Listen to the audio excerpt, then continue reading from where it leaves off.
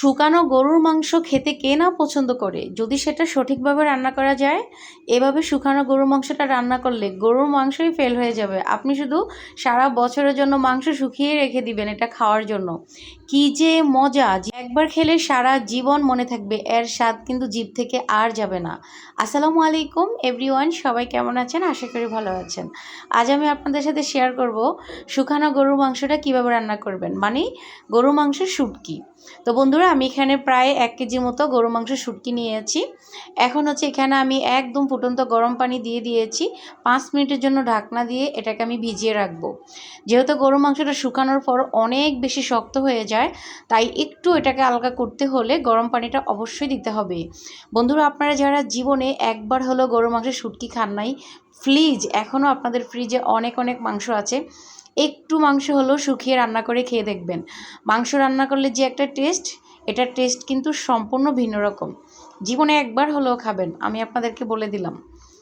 বন্ধুরা, আমি 5 মিনিট এটাকে ভিজিয়ে রেখেছিলাম। এখন একটা ছাঁকনি দিয়ে ছেঁকে আবারও ভালো করে এটাকে 2-3 বার ধুয়ে পরিষ্কার করে নিব। তো আমি ধুয়ে পরিষ্কার করে পানি ঝরিয়ে নিয়েছি। এখন হচ্ছে মাংসগুলোকে একটু থেতলিয়ে নিতে হবে। থেতলিয়ে নিয়ে এটাকে একটু আলগা করে ছাড়িয়ে নিতে হবে, যেন আমরা হাতের সাহায্যে এগুলোকে শুটকির মতো আলাদা করে নিতে পারি, ঠিক এরকমভাবে। আর এই রান্না কিন্তু এভাবেই করতে হয়। মাংস কিন্তু আস্ত রান্না করলে আপনার কাছে টেস্ট মনে হবে না, ভালো লাগবে না। এইভাবে ঝুরা ঝুরা করে রান্নাটা করতে হবে। তো আমি সবগুলো মাংস এভাবে, এটা করতে কিন্তু বেশি সময় লাগে না, অল্প কয়েক মিনিট সময় লাগে। তারপরে আপনি এভাবে করে নিতে পারবেন।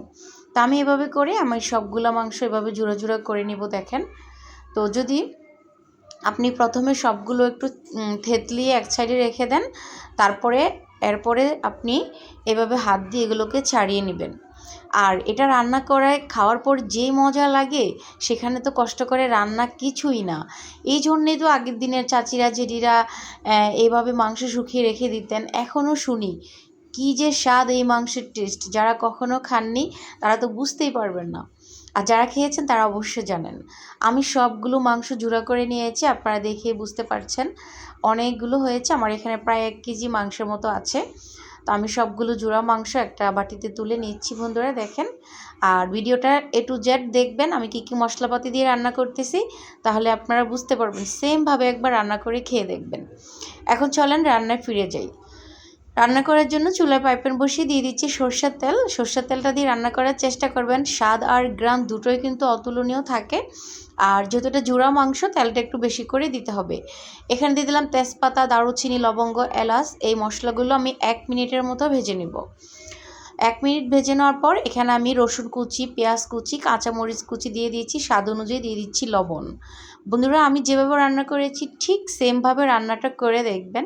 আমি আপনাদেরকে গ্যারান্টি দিচ্ছি, আপনারা ওইভাবে মাংস রান্না করে এই গরুর মাংসের শুটকি নিয়েই পড়ে থাকবেন। এটা এতটাই মজার।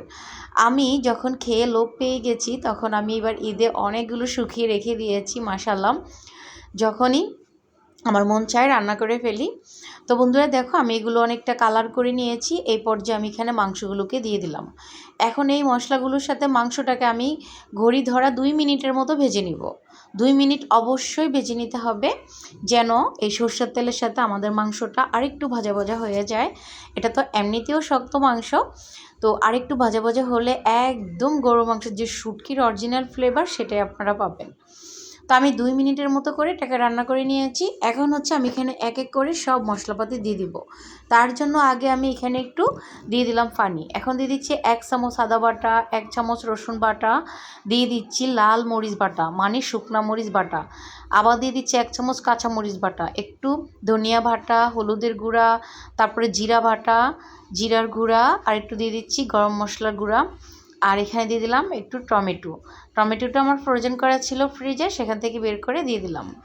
অনেক সময় নর্মাল ফ্রিজে টমেটো রাখলে নষ্ট হয়ে যায়, তখন সেটা যদি আপনি কেটে ছোটো ছোটো টুকরো করে ডিপ ফ্রিজে রেখে দেন, আপনি যখন ইচ্ছা তখন ব্যবহার করতে পারবেন, নষ্ট হলো না। আর বাজারে টমেটোর দাম বেড়ে গেলে এভাবে বেশি করে কিনে আমি কিন্তু সংরক্ষণ করে রেখে খাই, এতে একই রকম টেস্ট পাওয়া যায়।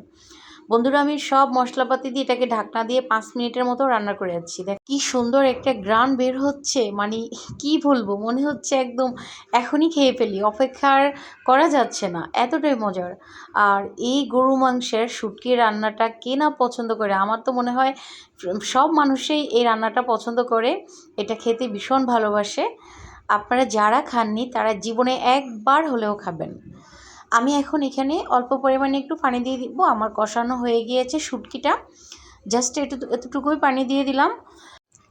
তো আমি হচ্ছে এটাকে নাড়াচাড়া করে এখন ঢাকনা দিয়ে একদম চুলা জালটা বাড়িয়ে রেখে দিব। 5 মিনিট রেখে দিলে আমাদের রান্নাটা ডান হয়ে যাবে বন্ধুরা। তো শেষ পর্যন্ত দেখতে থাকো রান্নাটা কতটা লোভনীয় হয়। আর পানিটা আমি কিন্তু শুকিয়ে ফেলবো, যেহেতু শুটকি বেশি পানি রাখা যাবে না, জাস্ট শুকিয়ে নিব বটের মতো।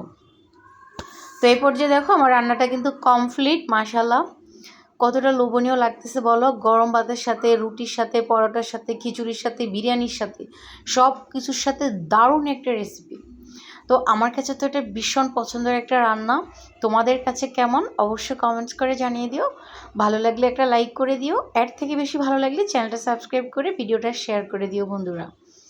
এরকমই সুন্দর সুন্দর নিত্য নতুন ভিডিও পেতে অবশ্যই চ্যানেলে সাবস্ক্রাইব করে পাশে থেকে বেল আইকন বাজিয়ে দিও।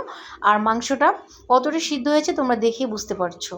তো অবশ্যই বাসায় ট্রাই করবে বন্ধুরা, না ট্রাই করলে বুঝতেই পারবে না যে জীবনে কিছু একটা মিস করে ফেলেছ, সেটা হচ্ছে এই রান্নাটা।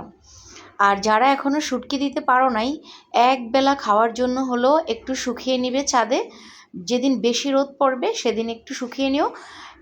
কীভাবে শুটকি দিতে হয় আমার কিন্তু সেরকম একটা ভিডিও চ্যানেলে দেওয়া আছে, চাইলে দেখে নিতে পারো। আল্লাহ হাফেজ।